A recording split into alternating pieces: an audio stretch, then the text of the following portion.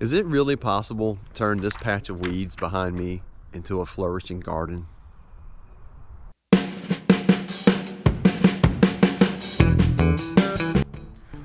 Welcome back. Today we're going to try to turn this weed patch, which is what it is now, into a nice flourishing garden. Before we do that, I want to just sort of give you a history behind, let's get to where it gets some better sun distribution here. Just a short history on why I'm picking this spot, why it looks the way it is, etc. So this was a garden plot for me, and it became one about 13 years ago.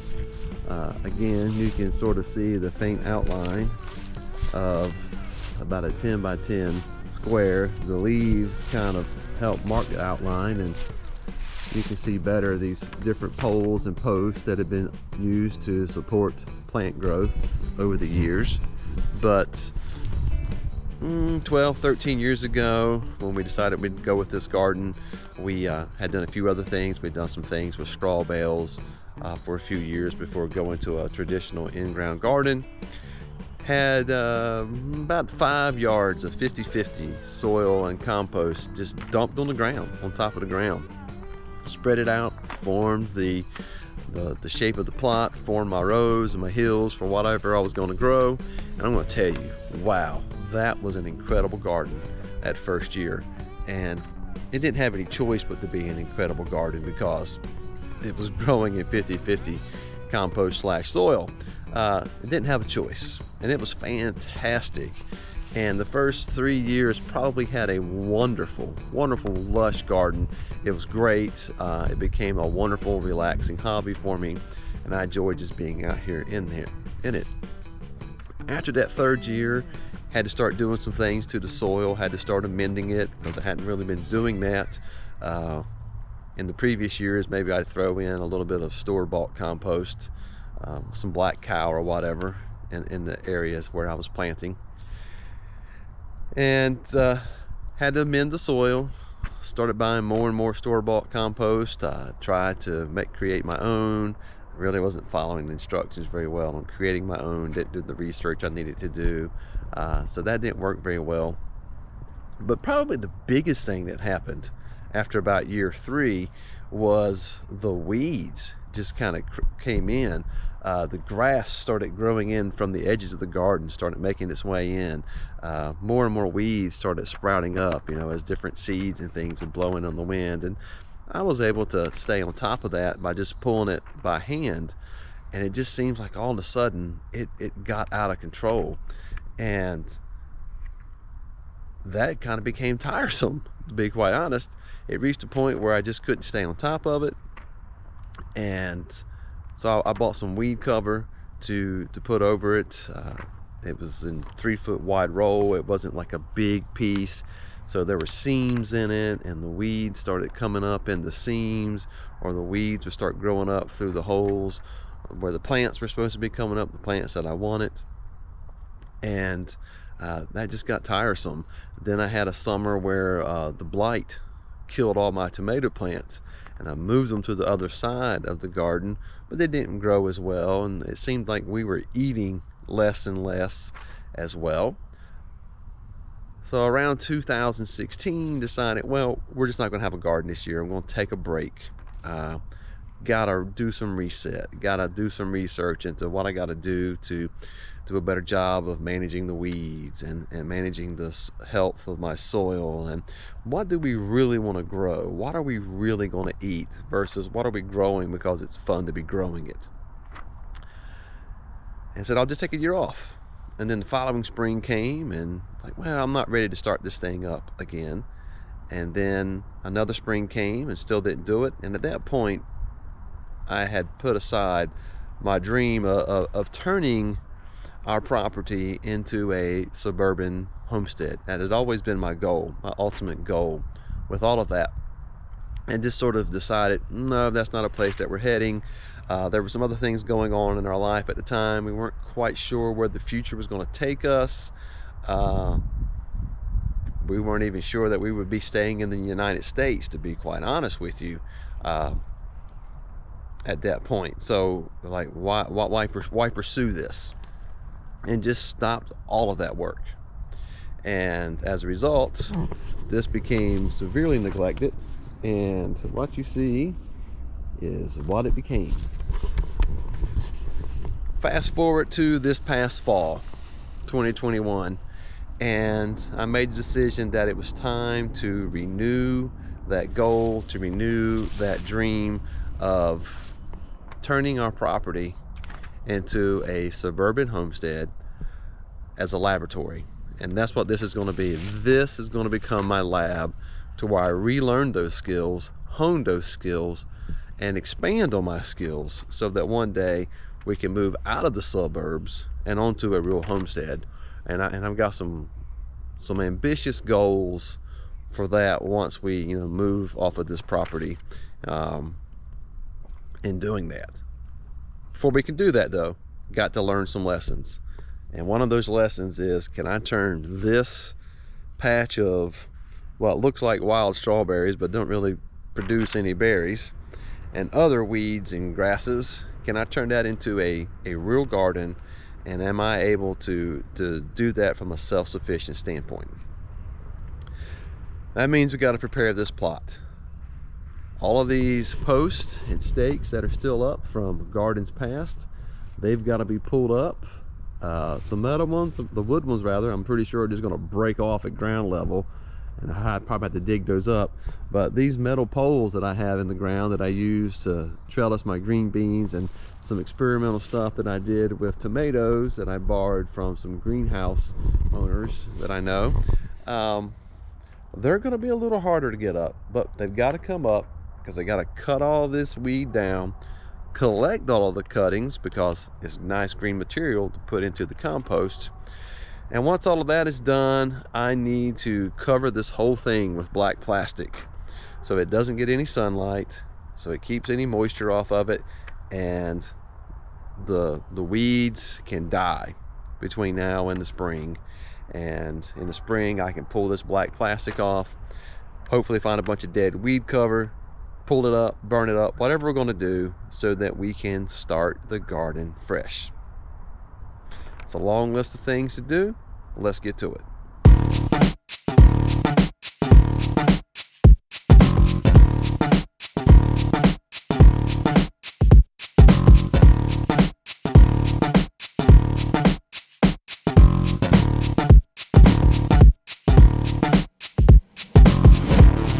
That went way quicker than I expected, so good.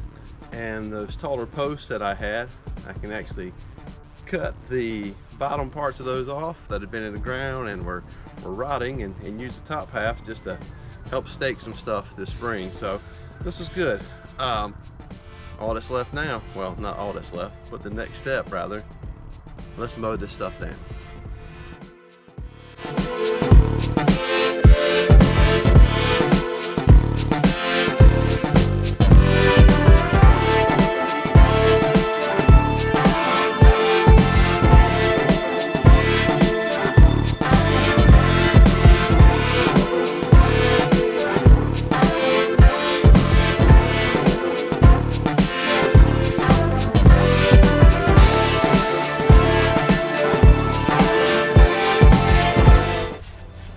This is why I'm wearing safety glasses. This is some thick grass, and found a can of paint in here the hard way after mowing it through and bursting it open and spraying paint everywhere.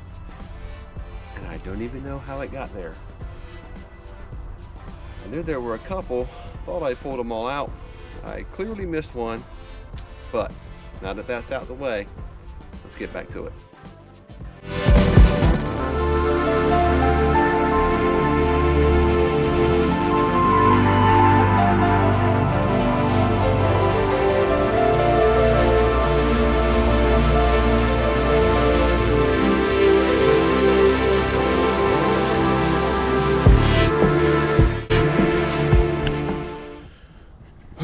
It is a typical December here in North Carolina. Last week it was high 40s when I was building a compost bin, And now this week it is over 70 degrees. I probably should have shorts on and a short sleeve shirt, but that's North Carolina for you. You never know what season you're getting. We have a saying here that you'll get all 4 seasons in a week. But sweating so hard because I raked up all of this, and there's quite a bit of brown material also underneath that. So what I'm going to do is just take all of this right here and put this in one bin, and that I think is going to be a decent mixture of green and brown material to turn into some good compost. And you can see the weed cover that I mentioned earlier, the black weed cloth, still down here, and the weeds grew over it. A lot of the stuff is vined or segmented, growing across. And honestly, looking at some of this, I'm thinking, ooh, is this really something that I want to try to turn into a garden just here on top of the ground? I don't know. We'll see when spring comes around if that's something that I want to do. I've been trying to decide how I want to go about doing this. I gotta get out of that sun for a moment. There we go. I've been trying to decide what method of gardening I want to do. Do I want to do a standard in-ground garden? Do I want to do raised beds? Do I want to do back to Eden gardening? All of that stuff. And those are some decisions I'm going to have to make between now and April. The state of this ground may actually decide that for me. The plastic's almost covering everything. I only had 2 pieces and it's 10 feet wide, so in order to allow the overlap, I'm going to have to go buy a 3rd piece of plastic to cover everything up so that I can block the sunlight to all this weed cover. But for the most part, this project is done.